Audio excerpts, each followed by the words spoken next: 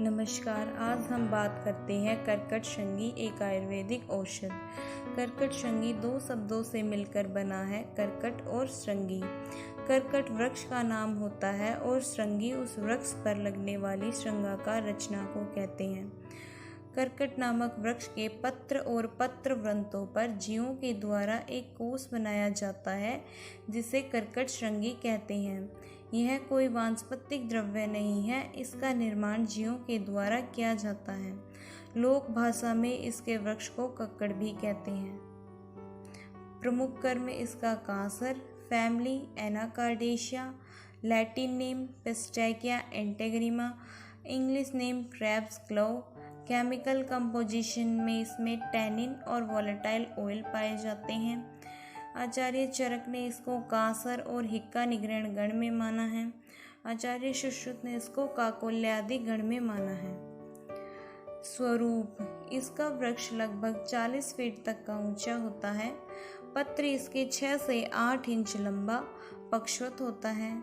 पत्रक इसके 3 से 5 इंच लंबे, 1 से 3 इंच चौड़े, लंबाग्र, भालाकार 4 से 6 जोड़ों में लगे होते हैं। पत्र पर अनेक शिराएं भी होती हैं। छाल इसकी गहरी धूसर वर्ण या कृष्ण वर्ण की कांटे लगे होते हैं और उसमें सुगंध निकलती है। पुष्प इसके छोटे रक्ताभ मंजरियों में लगे होते हैं। फल इसके चिकने गोलाकार, पकने पर धूसर वर्ण के हो जाते हैं। अप्रैल जून में पुष्प आते हैं और बाद में फल लगते हैं।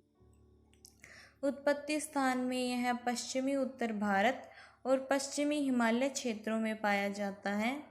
प्रयोजांग इसका श्रृंगाकार कोश होता है। यह कोश धूसर वर्ण सिकुड़न युक्त कठिन तथा इसका भीतरी भाग रक्ताभ वर्ण का होता है और तोड़ने पर यह सफ़ेद जाले के समान दिखाई पड़ता है, जो कीट का अवशेष भाग होता है। बाजारों में यह काकड़ा सिंगी के नाम से भी मिलता है। इसकी मात्रा 1 से 3 ग्राम तक होती है। पर्याय कर्कटशृंगी, क्योंकि यह कर्कट नामक वृक्ष में होने वाली श्रृंगाकार रचना होती है, इसीलिए कर्कटशृंगी कहा जाता है। कुलीर विषाणिका केकड़े के श्रृंग की तरह होता है, इसीलिए कुलीर विषाणिका। अजश्रृंगी, क्योंकि यह बकरे के सींग के सदृश होता है, इसीलिए अजश्रृंगी भी कहा जाता है। वक्र, क्योंकि यह आकृति में टेढ़ा मेढ़ा होने के कारण इसे वक्र कहा जाता है। गुण में यह लघु रुक्ष होता है। रस इसका कसाय तिक्त, विपाक कटु, वीर्य उष्ण होता है। कर्म उष्ण होने के कारण ये कफवात शामक होता है।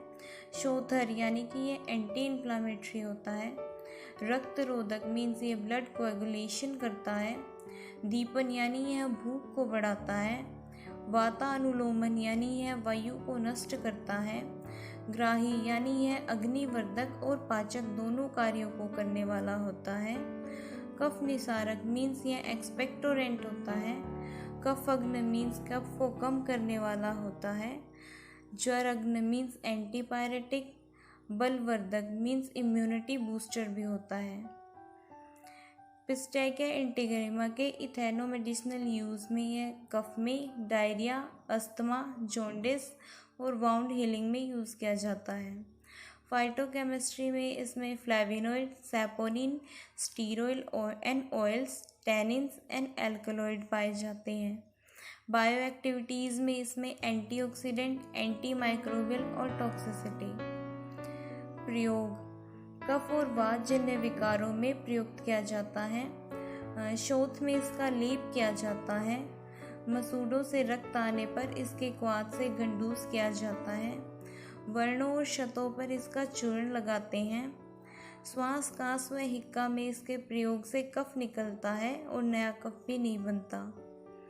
वातिक, कांस और हिक्का में कर्कटशृंगी के चूर्ण को मुस्तक के साथ दिया जाता है। वाजीकरण में कर्कटशृंगी के चूर्ण को दूध के साथ लेते हैं। कांस और श्वास में कर्कटशृंगी के चूर्ण को यवागु के साथ देते हैं। विशिष्ट योग श्रृंग्यादि चूर्ण, कर्कट आदि चूर्ण, बाल चतुर्भद्रा। Thank you.